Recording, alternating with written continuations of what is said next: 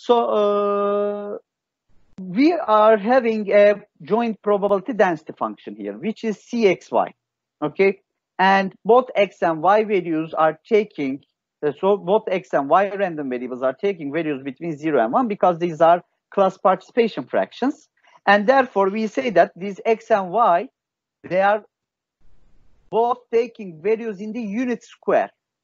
Bu 0-1 aralığı x için, y için de 0-1 aralığı dediğimiz zaman bir kartezyen uzayda arkadaşlar, buna biz birim kare adı veriyoruz. Unit square. Yani x de 0-1 aralığında, y de 0-1 aralığında değer alıyor. Buna unit square adı veriyoruz. So both x and y are taking values within the unit square, and elsewhere the values are 0. The joint probability density function gives a 0 value.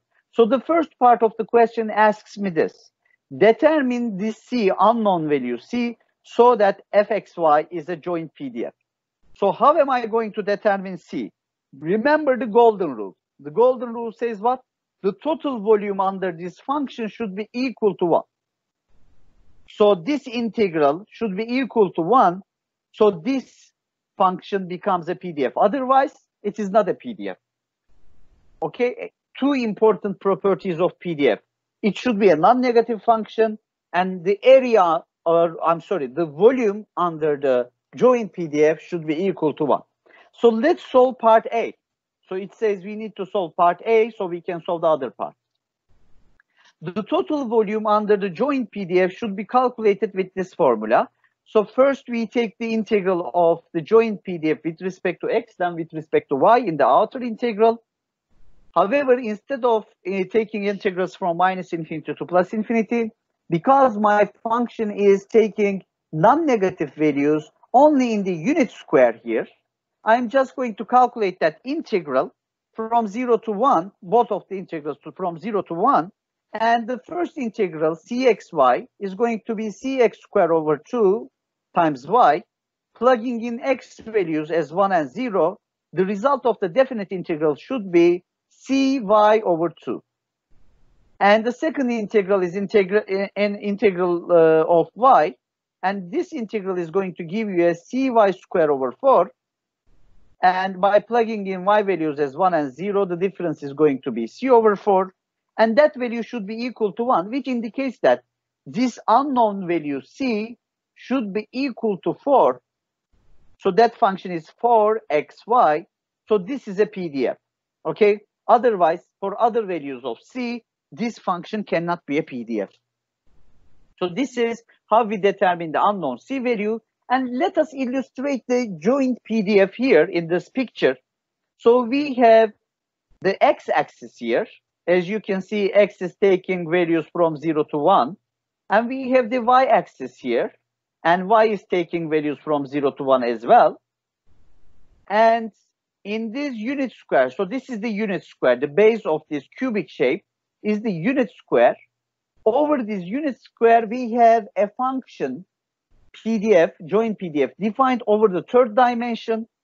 Over the third dimension, that function is equal to 4xy. As you can see, when y is equal to 1 here, and x is equal to 1, the function value is equal to 4. And when one of x and y values are equal to 0, then the function is 0. This is a nonlinear function. It is not a linear function. A nonlinear function which almost looks like a conic shape. Okay, not exactly, but almost. It has a conic shape. Only the base is a square. Okay, and only we have a peak point here when x and y values are equal to 1. So the total volume under this function, my friends, the total volume under this function is equal to 1. We have already calculated the total volume here.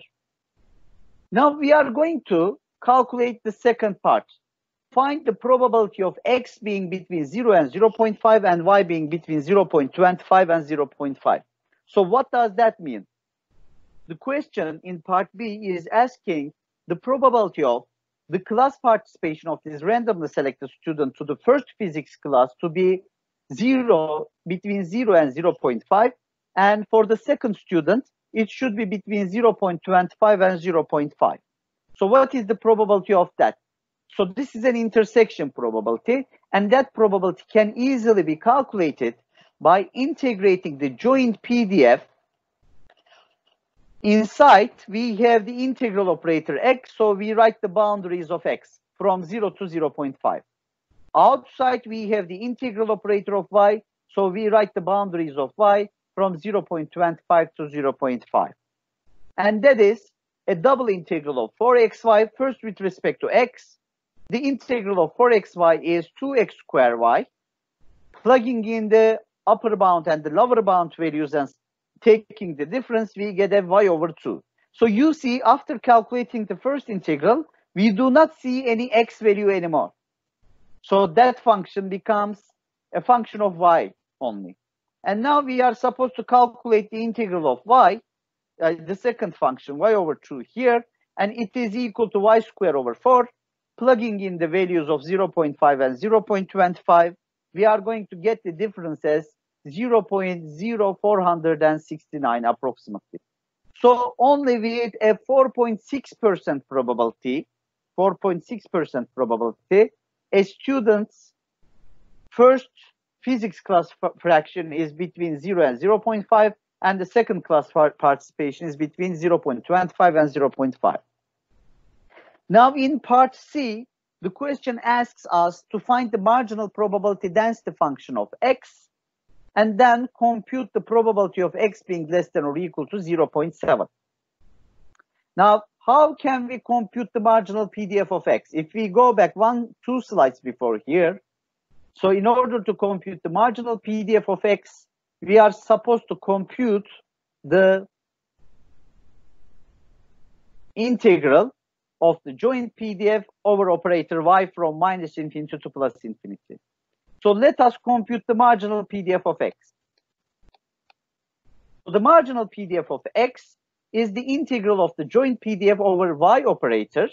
However, y is changing from 0 to 1. If you remember, they cannot take any other value outside the unit interval. Therefore, we are going to integrate 4xy, the joint PDF, with respect to y, and that is 2xy squared. Plugging in the upper bound and the lower bound of y, we get 2x, and this 2x function is the marginal PDF that belongs to first class's participation only. So it takes 2x function between 0 and 1. So the marginal PDF of x is 2x between 0 and 1. Now, if we are going to calculate the probability of x to be less than or equal to 0.7, we are going to integrate this marginal PDF of x from 0 to 0.7. So this is the second part here, is the thing that we have learned in chapter 4, basically. So in chapter 4, we were calculating the marginal probabilities related to each random variable, just like this. So because the probability asks x to be less than or equal to 0.7, we integrate the marginal probability density function of x from 0 to 0.7. And this integral of 2x is x squared. And plugging in these two values, we get 0.49. So the probability of a randomly selected student's physics 1 class participation to be less than 0.7 is 0.49. Okay. In other words, 49% of the students are showing a class participation that is less than 70%.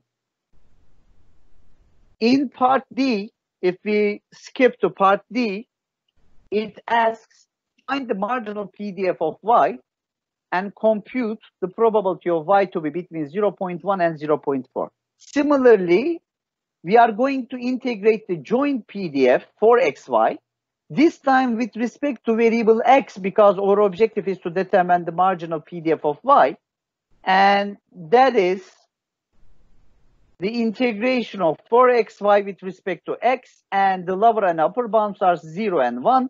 As you remember, this is the domain of the x random variable, and the integral is 2x squared y. Plugging in x values and taking the difference, we get 2y.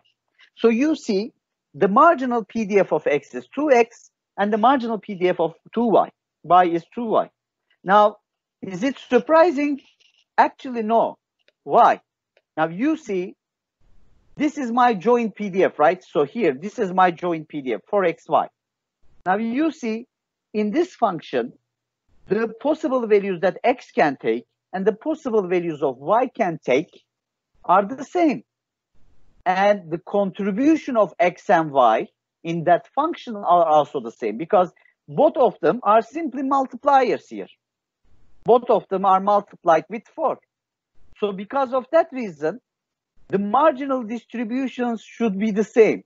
Okay, they should not be different, because the contribution of both values in that function are the same. The possible values that they can take and the contribution in that PDF are the same. Therefore, the marginal probability density function of x and the marginal probability density function of y should be the same. Now we are going to calculate the probability of y to be between 0.1 and 0.4. For that, we integrate the marginal PDF of y from 0.1 and 0.4, and that is going to be exactly equal to 0.15, which means if we randomly select a student from this university, the probability that the student has a class participation fraction to physics 2 class to be between 0.10 and 0.40 is going to be 0.15. Or in other words, 15% of the students in this college are showing a class participation fraction into the second physics class between 10% and 40%.